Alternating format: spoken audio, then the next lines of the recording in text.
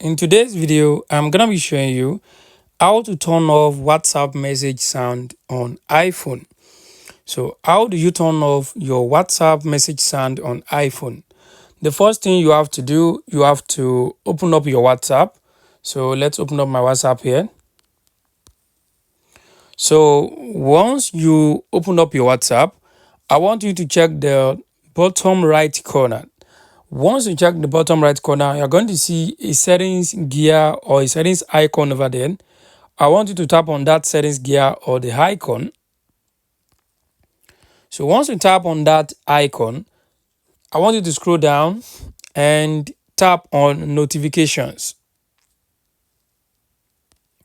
So once you tap on notifications, it will bring up this page for you. On this page, if you check the top, you are going to see where it says message notifications. So under these message notifications, you are going to see where it says sound.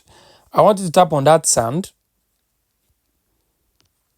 So once you tap on the sound, you check the top, you are going to see where they wrote none. I want you to tap on that none.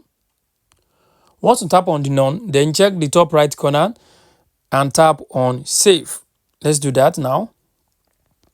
Once you tap on save, you have successfully turned off the sound for message.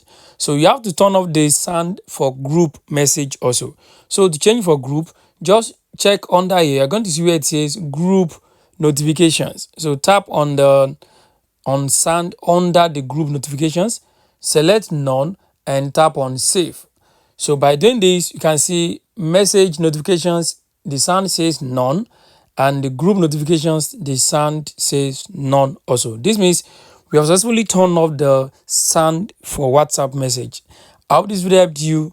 Thanks for watching.